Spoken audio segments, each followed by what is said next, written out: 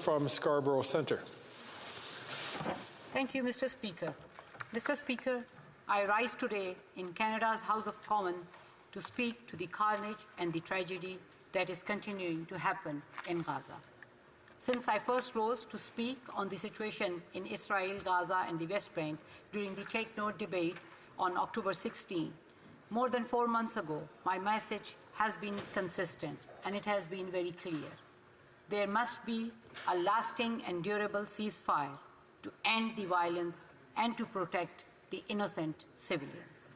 There must be unimpeded and unrestricted access to Gaza for badly needed humanitarian aid, and all hostages and prisoners must be released and returned to their families. Since October, more than 31,000 civilians, many of them innocent children, have been confirmed killed. That number is likely an understatement. Many more bodies lay beneath the rubble.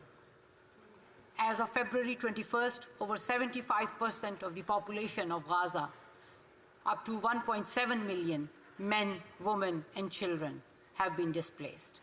Many have been forced to flee multiple times in futile attempts to find safety.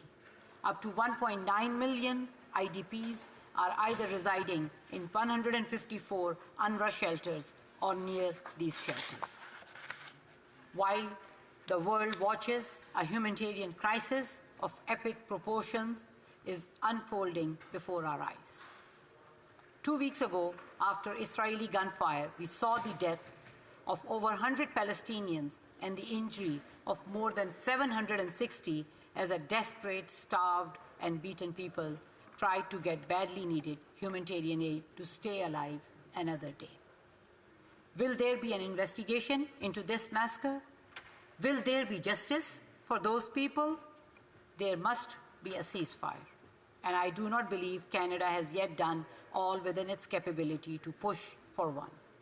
One day, our grandchildren will ask us what we did as parliamentarians, as humans at this time. Let us be able to tell them we left no stone unturned in the pursuit of peace and justice.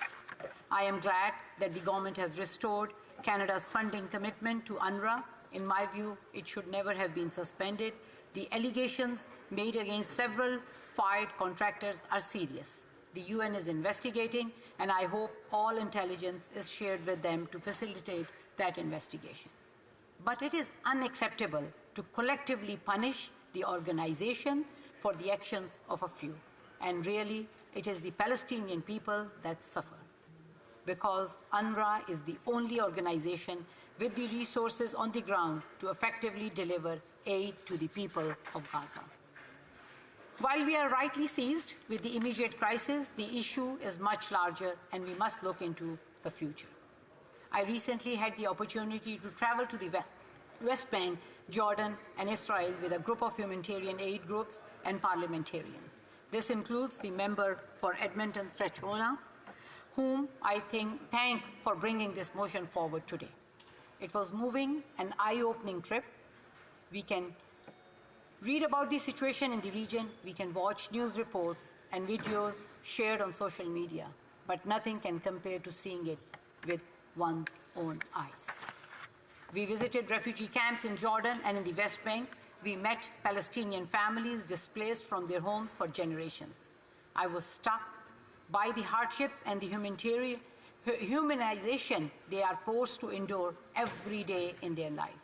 Not being allowed to drive on certain roads, their shops closed, constant harassment by soldiers, people dying in ambulances at checkpoints, not allowed to cross, basic resources such as water being denied to them, while illegal Israeli settlements nearby have uninterrupted access, children arrested and held indefinitely and arbitrarily. They are facing dehumanization every second of their life. Yet, I was also struck by the resilience of the Palestinian people, by their optimism that one day they will be able to return and live safely and in peace in the land of their ancestors. And that is what all people want, to be able to live side by side in peace and safety, to go to work and to build a better life for their next generations. Canada's foreign policy is support for a two-state solution, and we are in opposition to illegal Israeli settlements. Yet, these settlements are growing exponentially with the express intent of making a two-state solution really impossible.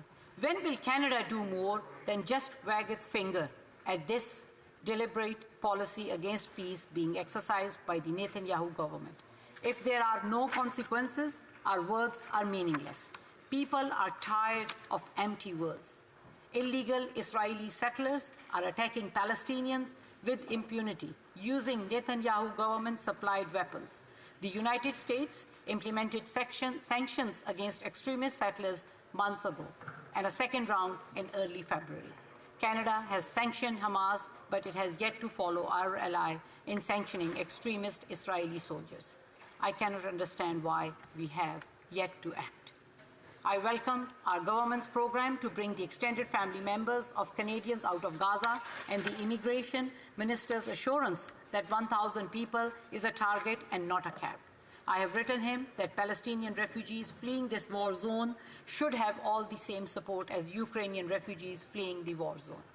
Like the minister, I am frustrated that local authorities, including Israel and Egypt, have not been allowing Canadians and their extended family members to leave Gaza for safety. As the minister said, we are all facing Gazans, failing the Gazans at this point.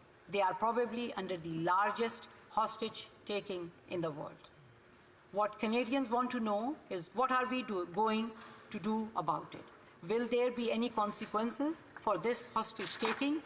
When does our foreign policy change? I would like to move to the issue of a trade in military goods and technology. Canada has clear rules on the export of military arms and technology. No Canadian lethal weapons should be exported and used against innocent Palestinian civilians. The Foreign Affairs Minister has said no lethal weapons have been exported under her watch, and I accept her word. There have also been media reports that the government has also suspended approval of non-lethal military exports to Israel due to human rights concerns. If true, this would amount to a de facto arms embargo. Canadians are demanding clarity here. We need a clear statement from the government. The Canadians that have written to me are clear. Canadian arms cannot and must not be used against innocent civilians. And we must support the prosecution of all crimes and violations of international law committed in that region. Wars have rules, and those that have violated them, be they Israel or Hamas, must face international justice. This means supporting the work of the International Court of Justice and the ICC. Finally, Canada must officially recognize the state of Palestine as a free and democratic state alongside a free and democratic state of Israel. This cannot wait for hope for a final settlement between these parties. We must recognize now the right of Palestinian people to self-determination and a state of their own, while negotiations for a just and equitable peace between two equal people continue. I urge Canada to act on this immediately. Mr. Speaker, it is time for Canada to stand up and be counted. Canadians are looking to us. They expect us to lead. They expect us to act. Either we stand for peace and justice or we don't. Either we stand for human rights everywhere and for everyone, or we don't. I will be voting in favor of this motion. I urge my colleagues to do the same. But motions themselves are not enough. Canadians are demanding action. Only the government can act. So I beg our government, please act for the innocent civilians of Palestine and Israel that want to live together in peace. Act for the Canadians that want to be proud of their country once again. Let's be able to tell our next generation we were on the right side of the history. Thank you. Questions et commentaires.